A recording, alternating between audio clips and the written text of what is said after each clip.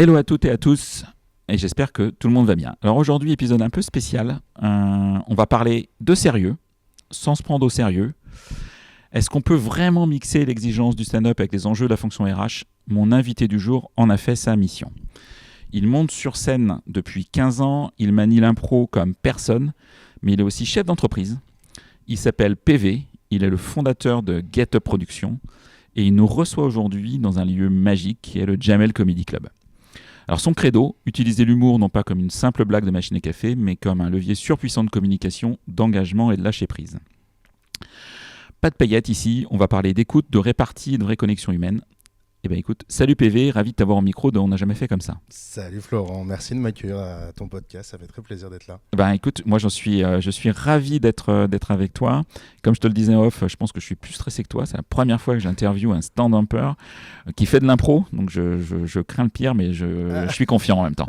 Non, t'inquiète. Ouais. C'est la première fois que tu viens au Jamel Comedy Club ? C'est la première fois que je viens au Jamel Comedy Club, et en plus pour la première fois je suis sur scène, truc de fou. Incroyable, non ? Il y a un public de dingue. Ouais, calmez-vous, ouais, il y a une ambiance de fou. Oh là là, t'as invité 200 personnes. Voilà, c'est fou, 200 quoi. personnes, et il y en a 2 qui sont venus. Voilà, donc c'est un peu tristoun. Mais bon, pour une première, il faut bien débuter dans la vie. Alors, je vais essayer de pas être trop dans l'impro. Je vais essayer de faire ça sérieusement. Et déjà, ce que j'ai envie de un peu te connaître, Oui. avant qu'on rentre dans le vif du sujet et que tu parles aux amis RH qui vont t'écouter. Tu es stand-upper depuis 15 ans. Ouais. C'est quoi le déclic précis qui t'a dit que la scène, c'était pour toi ? Ben, moi, c'est vraiment en terminale, j'ai fait un peu de théâtre, option théâtre. Et après, j'ai découvert l'improvisation théâtrale. Moi, ça a été mon premier amour, l'improvisation théâtrale. Apprendre à improviser, à se mettre en scène, à avoir du lâcher-prise, à comprendre comment interagir avec les gens, à ressentir comment je pouvais emmener une histoire, raconter une histoire face à du public. Parce qu'avant, je faisais ça un peu comme ça, mais j'avais pas les codes. Et en fait, l'impro, c'est plein de petites codes qui te font apprendre ça. Donc, j'ai commencé avec l'impro. Et puis le stand-up, c'est arrivé un peu plus tard. C'est arrivé en 2018 que j'ai commencé vraiment le stand-up à vouloir en faire ma vie. Et là, depuis 3-4 ans, je commence à en vivre vraiment bien. Là, j'ai ma tournée qui avance et c'est cool, quoi. Et effectivement, tu as une belle tournée. Moi qui suis breton, je sais que tu viens à Rennes le 15 avril 2026. Oui. J'ai retenu la date. Et toutes les autres dates, de toute façon, je mettrai le lien vers ton compte Instagram. Tu as un compte LinkedIn, mais tu as un compte Insta qui est plus fourni que le compte LinkedIn, clairement. Je t'avoue, Florent, que je suis bien plus Instagram que LinkedIn, mais je m'y suis mis parce que j'ai l'impression que c'est aussi un peu un endroit où il faut être justement pour pouvoir parler d'improvisation théâtrale pour les entreprises et de stand-up aussi pour les entreprises parce que c'est vraiment un outil formidable pour pouvoir travailler la prise de parole, l'engagement, la créativité. Enfin, on va pouvoir en parler. Il y a plein de choses qui peuvent... Yes, on va en parler. Et c'est quoi la valeur fondamentale que tu as apprise depuis que tu es sur les planches et peut-être que tu n'imagines pas retrouver dans le monde du travail classique ou tu n'as jamais retrouvé dans le monde du travail classique ? Je crois que la valeur la plus, c'est le dépassement de soi. Hein. C'est vraiment, tu es tout seul face à ta carrière, donc il faut toujours se remettre en question. Donc toujours se dire, des fois quand on commence le stand-up, on se retrouve dans des situations où on joue face à 2-3 personnes, on prend 2 €, on rentre chez soi à 1 heure de route sous la pluie. Bon, refaire une scène le lendemain... T'as vraiment connu ça, quoi. Oui, bien sûr. C'est-à-dire que tu gagnes rien, quoi. Rien, tu gagnes rien, t'as perdu de l'argent et t'es allé jouer et tu te dis mais pourquoi je suis allé faire ça ? Pourquoi je me suis fait souffrir à aller dans un truc ? Les gens n'ont pas rigolé, c'était pas du tout les conditions pour le faire. Mais en fait, ça t'apprend à pouvoir jouer dans des conditions où des fois, ici même au Jamel Comedy Club, ça m'est arrivé, la salle est complète, l'ambiance est parfaite, normalement ça devrait fonctionner. Mais en fait, il suffit qu'il y ait 1 ou 2 personnes qui créent une ambiance un peu chelou juste avant toi. Et en fait, toute l'expérience que tu as accumulée au fil des années juste avant, ça fait que tu arrives à te dépasser sur scène et donc tu arrives à avoir l'expérience de tout ça.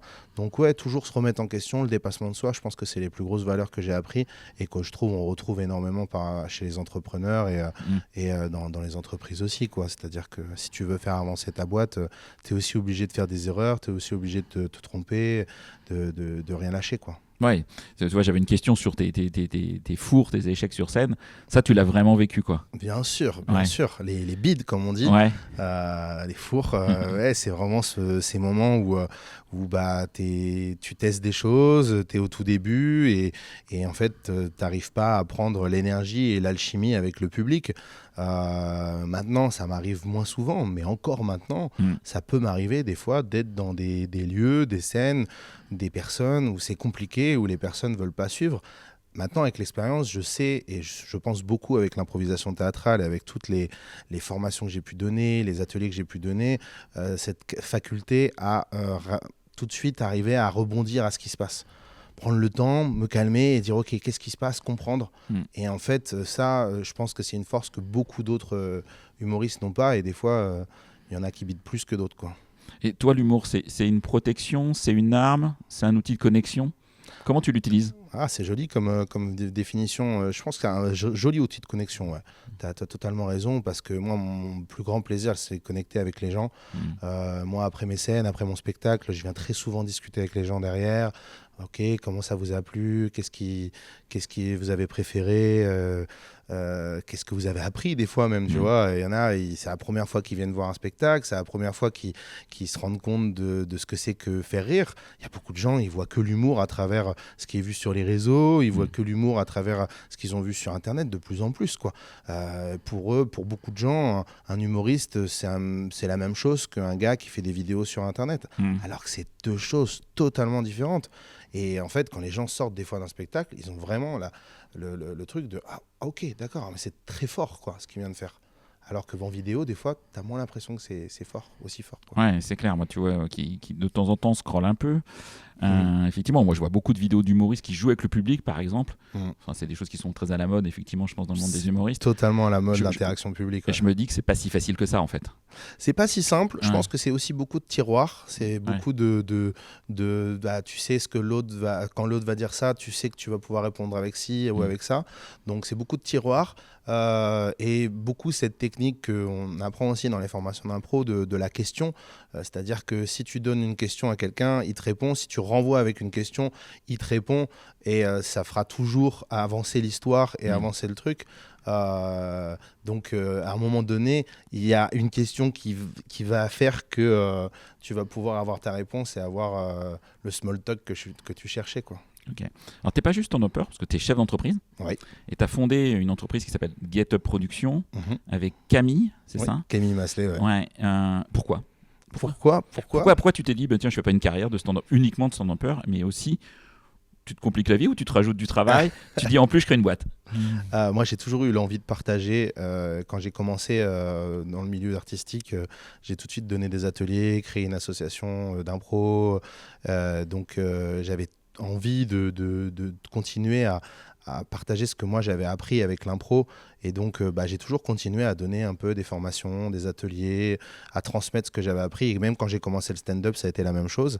Et Camille aussi, il a cette façon de voir aussi un peu pédagogique ou surtout de transmission, et donc lui il est auteur dans la vie, c'est son travail, et donc on avait envie de continuer ce truc là, donc on a eu besoin aussi de se structurer, parce que dans ce milieu là du stand-up, si tu te structures pas, c'est d'autres structures qui te prennent ton argent, finalement. Ouais. Ça, si on parle cash, c'est vraiment ça. Il y a des prods qui produisent des artistes totalement, et il y a des exemples d'artistes qui sont allés dans des scènes énormes et qui ont pris 600 balles, alors qu'il y a peut-être 70 000 euros de chiffre d'affaires sur la date, quoi, tu vois.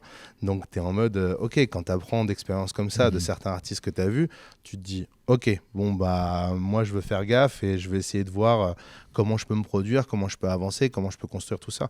Donc, c'est une boîte de production, de spectacles et de formation et de spectacles aussi pour les écoles, les entreprises, les universités. Ouais, on va venir sur tout ça. Et donc, du coup, toi, tu produis aussi d'autres artistes maintenant? Oui, on produit avec Camille. Tu les produis, etc. quoi. Alors, en fait, on a commencé avec Camille à l'université de Nanterre, où lui, il avait créé un concours de stand-up là-bas, qui s'appelle l'Artichaut. Et en fait, dans cet Artichaut, il y avait plusieurs humoristes qui ont démarré avec ça, dont moi. Et en fait, tous ces humoristes-là, on a essayé se rejoindre autour de Get Up Productions. Donc, il y a Louis Chappé, Yazid Assoumani, Bastien Morisson, Pierre Artout, qui viennent à la toute base de l'Artichaut de Nanterre Université. Donc, c'est une belle histoire. Et après, derrière, il y a d'autres artistes qui nous ont rejoints, Florence Mendes, Lola Dubini et d'autres qui arrivent aussi. Et on a aussi les spectacles d'impro avec l'Impro Club ici au Jamel Comedy Club. Donc, et puis en fait, on est une des seules peut-être boîtes de prod actuellement sur Paris qui produit du stand-up et de l'impro professionnel. Ouais, on va y revenir. Est-ce que tu penses que les entreprises aujourd'hui ont peur de l'humour? Je pense pas qu'ils ont peur, ils ont peut-être une méconnaissance plutôt de l'humour, tu vois. Tu peux, comme je te dis, tu peux t'imaginer que c'est ci ou c'est ça, ou c'est telle personne, ou c'est telle chose. Par exemple, tu vois, avec le développement beaucoup des interactions publiques et de, par exemple, Redouane Bougaraba, qui a ce côté un peu agressif avec le public, il s'est créé un peu un truc de, ok, au premier rang, je vais m'en prendre plein la gueule. Alors que c'est en fait plutôt rare quand tu vas voir des humoristes que l'humoriste va tout de suite défoncer le premier rang et l'attaquer. C'est surtout de la méconnaissance, je pense. Mais peur, je suis pas tellement sûr. Je pense que il faut qu'ils voient et ça les rassure rapidement, quoi. Ok, très clair. Alors si on vient effectivement sur Get Up Prod et puis ce que vous faites pour le monde de l'entreprise, le monde RH, déjà c'est quoi ton image, toi, pourquoi d'un RH? Ah bon, écoute, t'as plein d'RH qui t'écoutent. Hein. J'aurais pas une image précise d'un RH parce que j'ai pas obligatoirement bossé dans une entreprise avec beaucoup de RH, mais t'en entends parler. Voilà. Mais ma chérie, elle est psychologue du travail, donc donc le milieu du RH, elle en a rencontré beaucoup des RH, et donc ça reste des humains. Hein.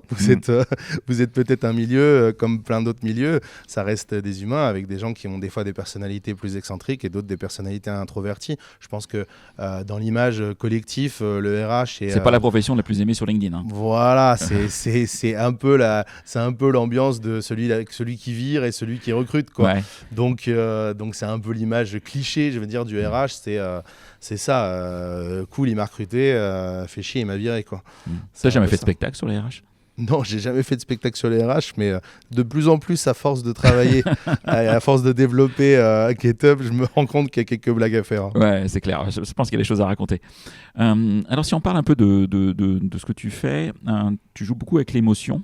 Oui. C'est bien, j'ai bien compris ce que tu faisais. Est-ce que tu peux nous raconter ça et pourquoi peut-être l'émotion est encore le parent pauvre de l'engagement collaborateur?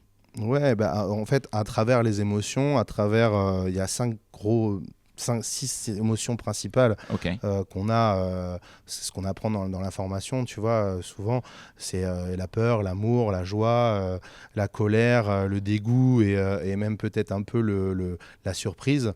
Et c'est un peu les six qui reviennent très souvent. Et avec ça, en fait, tu peux facilement interagir et faire changer l'ambiance de la personne que tu as en face de toi, de ton personnage que tu es en train de jouer. Si d'un coup je commence à te parler en étant un peu plus agressif ou un peu plus hyper content de te voir, tout change dans la voix, dans l'émotion que tu donnes, et tout change dans la manière dont tu vas interagir avec la personne. Si tu interagis avec beaucoup de peur comme ça, c'est différent, tu vois. Et en fait, tout ça, en contrôlant cette émotion, on peut facilement emmener la discussion vers là où on va. Et c'est quoi vers là où on veut, pardon. Alors justement, comment est-ce que tu fonctionnes et quelle est ton approche de la formation pour briser les codes poussiéreux du team building classique qu'on va retrouver un peu partout? Comment est-ce que tu fais concrètement quand tu as une boîte qui t'appelle et que tu vas aller avec les collaborateurs de cette entreprise? Bien sûr. On a plusieurs types d'ateliers précis par rapport à ce qui est recherché ou pas dans une boîte. La plupart du temps, ce qui est tout de même recherché, c'est une certaine recherche de lâcher prise des collaborateurs.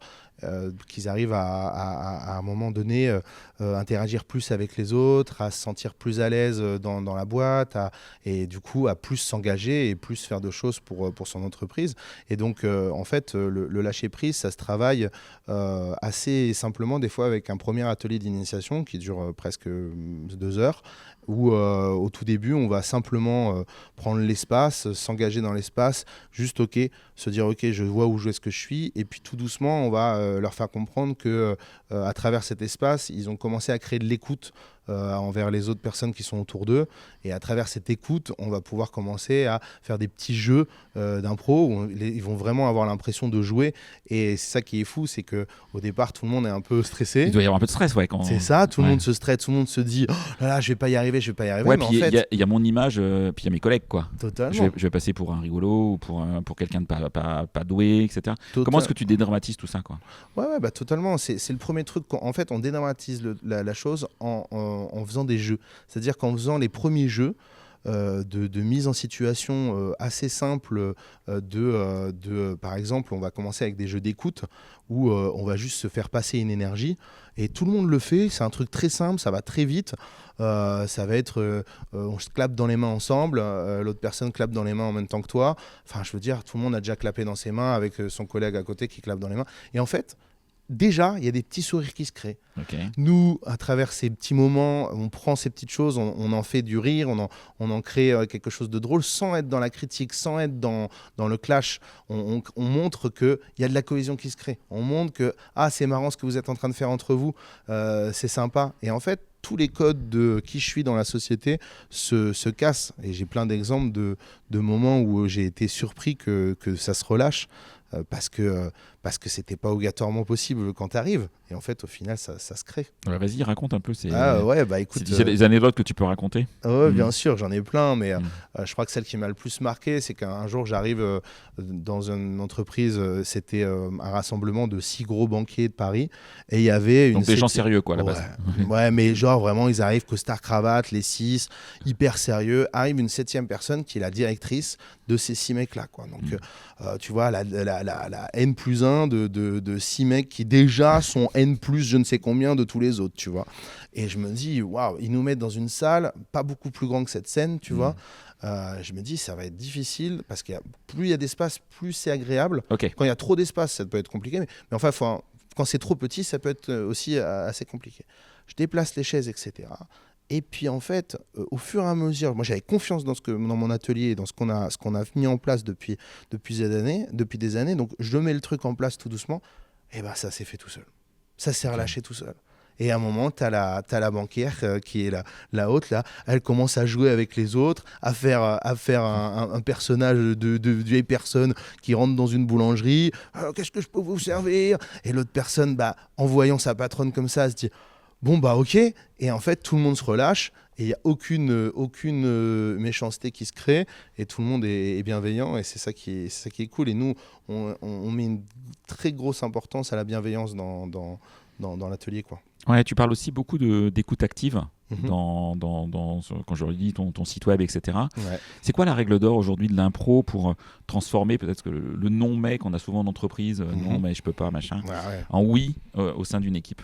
Ouais, c'est le oui et, c'est-à-dire je propose et en même temps je dis oui et en même temps j'accepte et en même temps je propose quelque chose. Ouais. Et donc ça, on l'amène à travers des mises en situation, tu vois, c'est un peu le dernier exercice de l'atelier souvent où on se retrouve à avoir quelqu'un qu'on va mettre dans une situation précise et on va lui dire ok, là ton objectif ça va être de dire oui et de faire une proposition derrière. Et en fait, cette proposition, elle est hyper importante parce que c'est celle-ci qui permet d'emmener vers là où tu as envie d'aller. Si tu es juste dans le oui, ça avance pas comme tu as envie. Mais le mais non, ça crée le non et le mais, ça crée que du conflit. Et le conflit, ça amène jamais à pouvoir avancer. Donc quand quelqu'un te dit non, mais... essaye d'être dans le oui et derrière pour pouvoir que ça avance. Toi, pour moi, le mais, c'est déjà un mot négatif. Ouais, je suis d'accord. Qu'il faut pas utiliser ou utiliser le moins possible. Parce qu'en fait, tu fermes la porte quand tu dis mais. Totalement. À part si vraiment ton argument est avec beaucoup de solutions derrière. Ouais, okay. Si c'est un mais d'ouverture, mais qui ne ferme pas, c'est-à-dire, je trouve que le mais aussi, par exemple, tu vois, le mais aussi on pourrait faire ci, etc. C'est une proposition autre, mais le mais non. Non, ça dit non à l'information et en plus ça propose autre chose, mais c'est jamais obligatoirement bien, quoi. Sur l'impro, comment est-ce que tu convaincs un dirigeant, une dirigeante, un RH avec qui tu échanges, qui n'est pas convaincu de l'apport de l'impro sur tout un tas d'aides? Par exemple, le stress de la prise de parole en public, je pense que l'impro peut aider. Oui, totalement. Parce que c'est souvent un stress que l'on a, qui peut être soit sur une scène, ou même simplement en réunion, tout simplement, ou devant son équipe. Il y a aussi plein de managers qui stressent de parler devant leur collab. La prise de parole en public, c'est quelque chose qui fait peur. Hein. Et pourtant, tu vois, quand on dit ça, souvent on prépare les managers. On ne fait pas de l'impro, ils ont des textes préparés, etc. Est-ce que ça, il faudrait éviter du coup ? Est-ce qu'il faut mieux les laisser improviser ? Il faut mieux donner du cadre ? Comment est-ce que tu vois ça, toi, dans le monde de l'entreprise ? Le cadre, c'est hyper important. C'est-à-dire que quand tu vas faire un discours, quand tu vas être éloquent, tu vois, je le vois dans le stand-up. Moi, le stand-up m'a appris à avoir aussi un cadre, avoir un texte précis. Je travaille la précision. Donc, c'est ça aussi. Là, il n'y a pas d'impro dans le stand-up. Il n'y a pas d'impro dans le stand-up. Ouais. Il y en a un peu toujours. Il y en a toujours une infime façon de faire, changement par rapport à ce qui se passe. Ce que je parlais des émotions. Oui. Tu vois, des fois, un public qui est de telle ou telle sorte, tu peux avoir envie de jouer ton texte un petit peu plus de telle ou telle sorte. Je vais te donner un exemple précis. Ça m'est arrivé de jouer dans des chichas, tu vois. Ouais. Donc des endroits qui ne sont pas des endroits pour jouer du stand-up, tu vois, où le public est un peu en train de fumer son truc et on a un peu rien à faire de ce que tu fais là. De prendre un peu une voix un peu plus rock, d'être un petit peu plus rentre dedans dans le regard, dans la manière de bouger. C'est différent que si je jouais ce sketch-là devant des enfants de 15 ans où là je vais être beaucoup plus énergique, beaucoup plus ouvert, beaucoup plus sourire, tu vois. Tout en ayant le même texte et la même... Tout en ayant le même texte, la même précision. Donc c'est ça aussi l'impro, c'est-à-dire arriver à avoir un cadre, mais en même temps avec ce cadre, pouvoir le bouger et l'amener comme tu as envie. Et tu le vois avec beaucoup de politiciens ou même là on est un peu dans les municipales, donc tu vois, on le voit avec beaucoup de politiciens qui des fois, dans leur manière de parler, c'est hyper cadré et trop cadré, ils y mettent, et c'est toujours la même chose parce que ça manque d'émotion pour le coup. Ça manque d'émotion, ça manque d'impro, ils sont trop dans leur cadre et dès que tu leur sors, ils sont perdus et voilà. Je ne citerai pas de nom, mais on voit certains, tu vois. Ouais, on va pas rentrer là-dedans. Non, rentrons pas là-dedans. Parce que ça peut occuper. Ça peut occuper un long moment.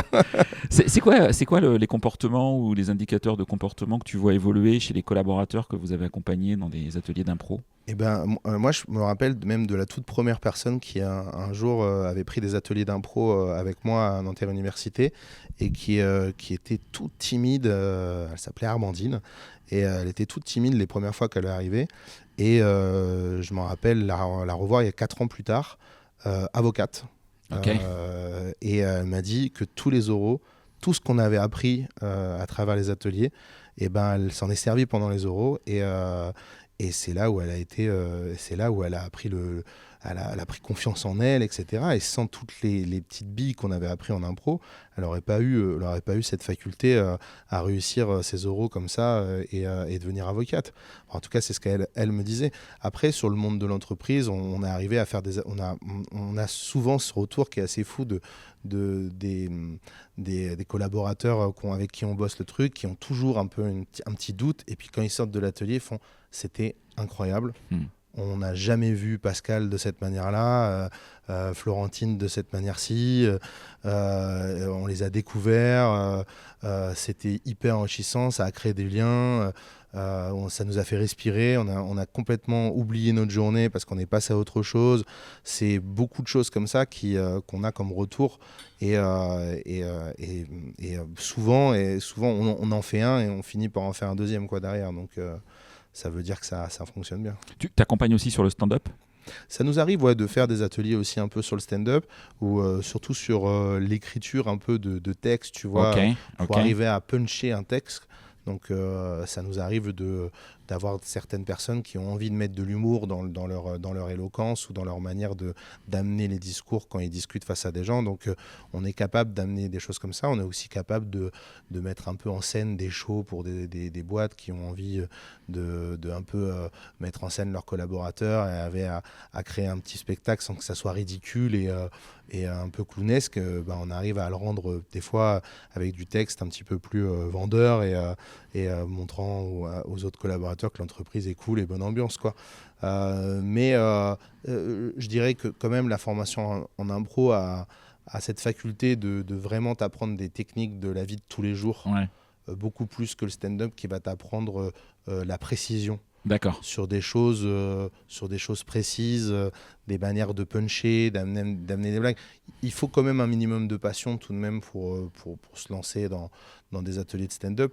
Mais en fait, c'est aussi, je pense qu'on vend le plus, c'est des masterclass aussi de certains stand-uppers qui viennent discuter de leur parcours et c'est souvent très enrichissant pour les boîtes aussi. Là, ça c'est quoi? Donc c'est des artistes, un plateau d'artistes qui vient dans l'entreprise ou dans un lieu où l'entreprise est, j'imagine, c'est peut-être dans des séminaires ou dans d'autres lieux un peu sympas.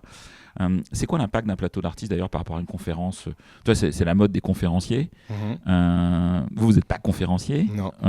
Je dis pas qu'il y en a un qui est mieux que l'autre, c'est juste différent pour moi. Totalement. Mais c'est quoi l'impact que tu vas trouver plus pour toi dans un plateau d'artistes comme vous?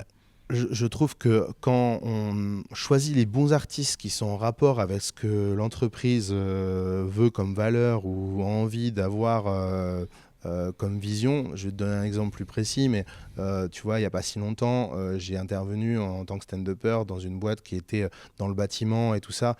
Et bon, bah, moi, mon père, il est portugais, tout le monde du bâtiment, c'est quelque chose que je connais quand même un petit peu parce que je me suis retrouvé même souvent dans ça. Donc en fait, j'ai quand même quelques blagues autour du Portugal et tout ça où ils se sont sentis concernés, ils se sont dit, ok, c'est un peu cliché sur le côté où oui, les Portugais dans le bâtiment, mais il y avait quand même beaucoup de Portugais ce soir-là, mais l'entreprise le savait. Donc c'était aussi bien pour eux de s'identifier à la personne qui est sur scène. Donc en fait, bah, ils sont plus en écoute. Donc au départ, tout le monde était un peu déconcentré parce qu'ils avaient fait un bingo juste avant où ils avaient gagné je ne sais quoi, etc. Donc va passer après ça en stand-up. Mais en fait, après, derrière, vu qu'ils se sentent concernés... Et t'envoies tes textes à la communication de la boîte avant? C'est validé On peut faire ça, ouais. Ouais, ou les boîtes te font confiance? Ça dépend les commandes. Les commandes, okay. Ouais. Tu vois, une commande où on te commande... un texte précis écrit par rapport à ce que eux ils ont envie. Par exemple, si vous pouviez nous écrire sur les RH ou un truc dans le genre, bon, et ben ça arrive, on est capable de le faire. Il y a beaucoup d'artistes qui sont capables de le faire, que je connais. Il y en a qui sont extrêmement forts là-dedans. Moi, ça m'est arrivé de le faire aussi, mais c'est souvent un prix différent, plus élevé, parce qu'il y a du taf là. Le taf d'auteur derrière, il demande beaucoup d'investissement. Donc tu vois, c'est une formule qui marche extrêmement bien. C'est-à-dire que quand elle est choisie, c'est formidable pour les gens parce qu'ils se sentent extrêmement concernés. Maintenant, quand c'est juste... souvent, ils veulent que tu viennes jouer 30 minutes, une heure. Et là, ils te font confiance. Ils te font confiance par rapport à ce qu'ils ont pu voir sur les réseaux, par rapport à ce que tu as l'habitude de faire et au personnage que tu es. Après, des fois, il y en a, ils demandent le texte, mais c'est rare quand même, franchement. Ok. Est-ce que ça t'arrive de taquiner des fois les RH, la direction Bien sûr. Gentiment, hein, j'entends. Mais... Bien sûr. Bah, moi, j'ai ce côté bonhomie qui plaît, c'est-à-dire que j'ai un côté où je vais pas être agressif, mais je vais emmener les choses et rire de quelque chose qui est évident que tout le monde peut rire. Ça m'est arrivé d'avoir deux chefs d'entreprise où ils s'étaient habillés totalement pareil, on aurait dit des jumeaux, et alors qu'ils sont pas frères, et donc en interagissant avec eux, je dis mais vous êtes frères? Non, et là tous les gens rigolent parce qu'en fait j'ai tâté le truc que tout le monde voit, et même eux jouent sur ça. On est un peu des frérots à s'habiller pareil. Bon voilà, tout le monde a rigolé parce que on voit la chose. C'était ni agressif, c'était bonne ambiance, tout le monde le voyait. Enfin, il n'y avait pas de, tu vois, il n'y avait pas de méchanceté derrière tout ça. Donc tout ça, ça plaît. Mais oui, ça nous arrive d'aller taquiner un petit peu les gens, d'aller taquiner une personne un peu de la boîte. Des fois, c'est tu les fais monter sur scène ou pas? Moi, non. À part si c'est des demandes, tu vois. Des fois, on m'a déjà demandé une fois, est-ce que tu peux faire monter Martine de la Compta je ne vais pas citer son prénom. Elle est montée. Et en fait, après, tout le monde lui a souhaité son anniversaire. Il a dit d'accord, voilà, etc. Bon, voilà, ça peut arriver sur ce moment-là. Mais sinon, non. Des fois, ça peut être victimisant de faire monter quelqu'un sur scène. Là, pour le coup, le stress peut monter. Ouais. Par contre, ça nous est arrivé de travailler des ateliers avec des gens, dans 2-3 personnes, qui après vont faire la première partie. Donc vont monter en première partie, font 5 minutes. Donc c'est des salariés de la boîte qui eux-mêmes vont être stand-uppers pendant quelques minutes, parce que par contre tu les as coachés, tu les as accompagnés. On les a coachés, on les a accompagnés, etc. Ou sinon on les accompagne en impro et on met 2-3 improvisateurs qui sont talentueux et qui sont capables d'emmener un peu ce petit groupe, et on fait un spectacle d'impro avec eux, et derrière il y a un spectacle d'impro avec des professionnels où il y a un stand-upper derrière ou des choses comme ça, et en fait les gens se sentent extrêmement concernés parce que ils ont ils voient leur collègue qui est monté sur scène. Et c'est des fois pas le collègue obligatoirement que tu aurais cru qu'il serait capable. Ouais, c'est le comptable. Le comptable, justement. Qui est derrière son ordinateur et qui là va se dévoiler. Et pas forcément le commercial qu'on aurait imaginé, qui a l'habitude peut-être de prendre la parole, quoi. Totalement. Ok, très très clair. Tu fais aussi des choses en digital. J'avais cru voir ça, en tout cas. Oui. Mais comment est-ce qu'on garde de l'émotion, de l'impro avec un écran ? Ouais, on est capable d'avoir, tu vois, ces échanges. Je te disais, des côtés un peu masterclass où on peut discuter, interagir avec la personne. C'est un truc que tu avais lancé pendant le Covid Ouais, on a lancé un peu pendant le Covid. Il y avait ce truc-là, on arrivait à interagir avec les personnes et faire un atelier pour apprendre en fait la théorie, tu vois. Ouais. La pratique, c'est toujours mieux. C'est toujours quelque chose qui t'apprend le plus. Mais la théorie, ça reste quand même toujours enrichissant. Les personnes qui écoutent ce podcast, s'ils prennent des notes sur tout ce que j'ai dit, théoriquement, ils ont appris quelques bricoles. Enfin, j'espère en tout cas. J'espère un peu, ouais. Et je pense t'avoir dit quelques trucs peut-être que tu ne savais pas. Donc, la théorie, c'est toujours intéressant. Donc oui, on propose toujours ce truc-là, mais en vrai, c'est rare que ça se concrétise de cette manière-là. Ok. Si on revient à des situations assez courantes en entreprise, tu vois, je vais prendre un conflit ou en tout cas une mésentente entre deux collaborateurs. Comment on peut utiliser l'humour pour désamorcer ce genre de choses ? En fait, c'est quoi tes conseils, tes tips ? Ouais, un conflit, souvent, ça crée d'un désaccord sur quelque chose. Donc, ça montre qu'il y a eu du non, quoi. Ce qu'on parlait tout à l'heure, il y a eu du mais non, il y a du non, du non, du non. Donc, c'est des fois... faire revivre une situation en impro qui ressemble un peu à ce qu'ils ont vécu, sans qu'on leur dise c'est tout à fait ça, mais un peu dans... Et en fait, pas leur obliger, mais leur dire voilà, on va essayer d'aller vers le oui, tu vois. Mais c'est au fil de l'atelier, on a travaillé plusieurs choses, plusieurs petits codes comme ça, et au moment donné où on met des mises en situation, dans ces mises en situation, on va mettre certaines mises en situation qui ont du lien avec ce que l'entreprise nous donne. Je te donne un exemple. Avec une entreprise que Boursorama, il y a quelques années, on avait bossé sur ça, où ils nous disaient que le problème, c'est que ça ne disait pas assez bonjour à l'entrée à la personne de l'accueil. Il y avait un peu ce truc où il y avait une distance entre les gens de l'accueil, les gens de tout ça, et les gens des bureaux un peu au-dessus, quoi. Et, c'était pas les 6 banquiers Non, c'était pas les 6 banquiers. Et il y avait un peu cette distance. Et donc, en fait, on a remis des situations où on mettait des situations de « Ok, vous rentrez dans un lieu, vous êtes en train de braquer une banque, admettons, et vous êtes, par contre, vous avez cette difficulté, c'est que vous êtes hyper poli. » Et donc, on les mettait dans une situation où, en fait, ils arrivaient, ils rentraient et ils disaient bonjour, tout en faisant ce jeu-là. Mais on mettait les personnes intelligemment qui pouvaient être dans cet atelier-là. Et donc, une personne de l'accueil qui, normalement, ne se fait jamais bonjour, là, on lui disait bonjour en mode braquage et tout ça. Et en fait, le jeu de jouer ce truc-là, se rendait compte que, ok, c'est marrant d'être un peu poli. Et après, ils nous ont dit... on a eu un message quelques semaines plus tard d'une personne de l'accueil qui était restée en contact avec nous sur Instagram. Maintenant, tout le monde me dit bonjour. Enfin, on parle. Maintenant, on parle. C'est tout bête, mais voilà, c'est des choses comme ça des fois. Ok, ça c'est c'est précis. Ouais, voilà. C'est top. Mais on n'est pas obligé des fois d'être dans la précision. C'est-à-dire qu'un atelier simple d'initiation, juste à l'impro, ça apprend déjà beaucoup de choses sans avoir besoin de vouloir... Des fois, les personnes avec qui on travaille veulent tout contrôler, veulent avoir ce truc d'être sûr que ça va fonctionner. On a beau leur avoir dit qu'on a l'expérience qui fait que ça a toujours bien fonctionné. Bon, ils ont besoin de contrôler et de mettre « Ok, mais ça serait bien que ci ou que ça ». Mais faut faire confiance. Parce que ça, c'est le monde de l'entreprise. Bien sûr. Faut que ce soit parfait, faut que ce soit nickel chrome, etc. Enfin, idéalement. Totalement. Et on peut le faire, mais en utilisant quand même l'impro pour le faire, quoi. Totalement. Je pense que l'impro, ça a ce côté-là. Le mot impro fait peur, mais c'est de l'impro cadré. C'est des choses qui sont extrêmement cadrées. C'est des codes, en fait, qu'on apprend. C'est des codes pour pouvoir avoir de la répartie, pour pouvoir interagir avec quelqu'un on n'a pas l'habitude d'interagir. C'est avoir du lâcher-prise. C'est tout ça qu'on travaille, finalement. Très, très clair. Justement, sur le lâcher-prise, est-ce qu'il y a un exercice que les auditeurs, nos auditeurs, auditrices peuvent tester seuls avant une réunion importante ? Est-ce que tu as des petits tips aussi, toi, pour lâcher prise quand on est stress, quoi ? Ouais, totalement. Déjà, c'est bien de ne pas stresser trop en amont. Donc, pour ne pas stresser trop en amont, c'est ne pas trop penser à la chose tout le temps. Maintenant, je dis ça, même moi, des fois, alors que c'est une scène, je suis monté plein de fois. Des fois, je peux stresser bien en amont. Et puis des fois, je stresse pas du tout. 10 secondes avant, je suis encore pas stressé. Je stresse vraiment 5 secondes avant de rentrer. Mais je pense que le meilleur truc pour le lâcher prise, c'est déjà de se mettre en énergie. Donc, tu vois, avoir du mouvement, bouger, faire un petit peu des mouvements de la tête, prendre l'espace. Ça, c'est le premier truc qu'on apprend dans les ateliers. Si tu as l'occasion de pouvoir aller à l'endroit où tu vas prendre la parole un peu en amont, viens, tâte le micro, prends la scène, regarde où est-ce que tu vas poser les pieds, regarde les marches. Enfin, tu vois, il y a un truc tout bête, mais déjà ça, plus se mettre un peu en énergie, pas être assis sur une chaise avec sa feuille en train de trembler, mais plus se mettre en énergie, bouger les épaules, bouger les choses. Si on a un pote, un peu faire des jeux d'énergie qu'on peut apprendre aussi. Et là, déjà, pour moi, ces deux trucs-là, déjà, ça te met quand même dans un mood où tu vas être beaucoup plus performant. Après, tu peux avoir ces trucs de motivation, mais chaque personne a sa manière d'être.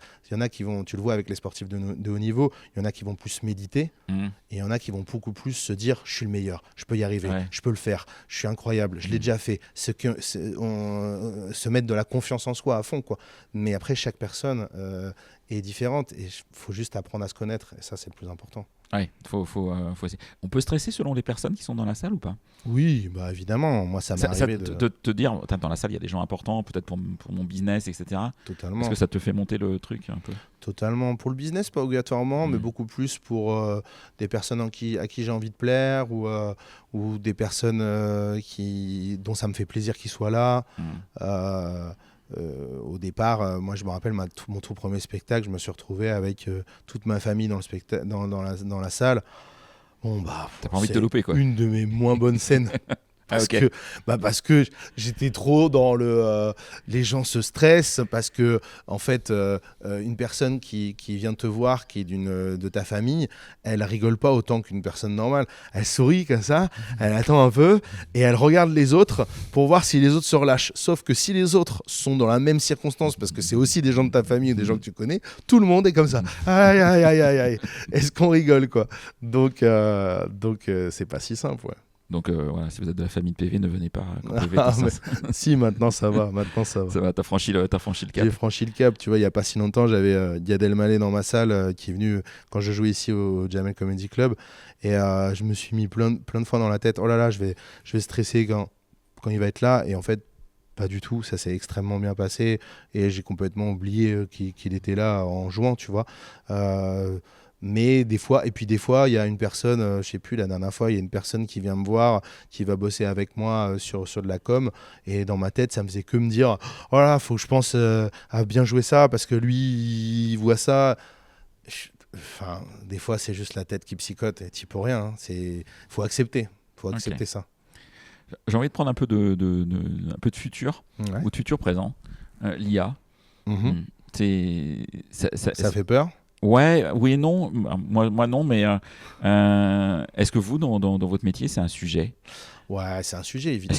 Parce que moi, j'ai testé, tu vois, j'ai demandé sur des posts de LinkedIn de me faire de l'humour. L'IA me fait de la merde. Ça va pas encore au point. C'est nul, hein. Franchement, c'est nul. C'est pas encore au point, mais tu peux quand même, si tu arrives à bien guider ton IA pour t'amener des choses. Je sais qu'il y a des humoristes qui utilisent pour amener des prémices, amener des choses, et puis après construire avec leur propre identité un sketch, etc. Donc pour l'instant, et je dis bien pour l'instant, ce n'est qu'un outil qui sert pour beaucoup de gens, pour plein de choses. Et puis dans notre métier, on ne fait pas que du stand-up, parce qu'on a les réseaux sociaux, on a plein de choses aussi à gérer. Donc l'IA devient un outil presque indispensable pour pas mal de gens. Maintenant, pour l'instant, il ne nous fait pas peur, mais peut-être un de ces jours, il y aura des humoristes que d'IA et qui seront très forts. Mais à ce moment-là, il faudra se renouveler et c'est comme tout. Comme toute évolution technologique, je crois que c'est toujours une question de remise en question et d'adaptation à ce qui arrive. Il y aura toujours des gens qui, je pense, aimeront le contenu non fait par l'intelligence artificielle. Est-ce que tu penses justement, à contrario de l'IA, qu'il y a des compétences artistiques qui vont être indispensables à un manager ces prochaines années ? Oui, je pense que, en tout cas, d'arriver à emmener son groupe avec humour devient, je pense, avec on se compare beaucoup plus, je pense, dans chaque métier. On se compare beaucoup plus et je pense que des RH se comparent aussi et des managers se comparent aussi. Et en fait, en voyant des managers sur les réseaux hyper fun et hyper ambiance, moi, mon équipe, je la crée comme ça, avec ça, T'en penses quoi d'ailleurs de ces sujets où on voit des collabs ou des managers ou des non-managers qui vont sur Insta, sur TikTok, on voit aussi sur LinkedIn, mais aujourd'hui on en voit sur Insta, sur TikTok et qui vont parler de leur boîte, alors qu'ils sont pas du monde de la com, hein, et qui y vont et qui le font des fois très bien d'ailleurs. Bah, c'est-à-dire que maintenant... T'es fan de ça ou toi ou... Pas tellement. Okay. Moi, je crois que je suis fan quand les gens arrivent à faire quelque chose de novateur dans la manière de la création et qu'ils soient toujours dans la recherche de quelque chose de nouveau et pas quand ils se satisfait uniquement de ce qui a marché pour eux. Y a beaucoup ce truc-là en ce moment. Je trouve que quand tu trouves un peu un angle, une façon de faire, une façon de dire les choses, après tu rabâches ce truc-là pendant je sais pas combien de temps et ça te fait avancer sur les réseaux parce que ah ouais, t'es le gars qui lance des bananes sur le plafond et t'es connu pour être le gars qui lance des bananes sur le plafond. Et moi ça me fatigue un petit peu. Je préfère que le gars, bon, il a fait ça a marché une fois, puis après il va sur d'autres choses, il montre qu'il a d'autres caractéristiques, d'autres capacités. Mais en tout cas, ouais, ce que tu dis, que certains métiers sont montrés sur les réseaux, je pense que c'est bien et quand c'est mal fait, c'est pas bien. Hein. C'est comme tout. Hein. Je crois que c'est une question de si c'est bien fait ou si c'est mal fait. Hein. Toi qui es très Insta, ton avis sur Insta pour les boîtes, pour parler RH, hein, j'entends, pas pour vendre des produits. Il faut y aller, toi qui connais bien les codes, qui connais bien l'outil. Ouais, je pense qu'il faut aller. Je pense qu'il faut oser y aller. Mettre aucun réseau de côté. Tu vois, ouais. C'est ça qui est difficile. Je pense que c'est d'arriver à être dans le milieu RH, on est très souvent LinkedIn. Bien sûr. Qui est sympa, mais qui est un peu boring, enfin qui est un peu chiant, je trouve. Et c'est arriver à être bon dans tout, ouais. dans tous les réseaux. Et tous les réseaux ont des manières de communiquer différentes. Mais tous les réseaux sont capables de s'adapter de ta manière dont tu communiques. Je pense que c'est ça qui est le plus difficile. C'est difficile d'être sur tous et d'avoir la bonne communication dans chaque endroit, que ce soit pour Snapchat, Facebook, TikTok, Insta, YouTube Short, ou tu vois... même YouTube long format ou LinkedIn ou même Twitter. Enfin, tu vois, tous ces réseaux sont des manières différentes de communiquer.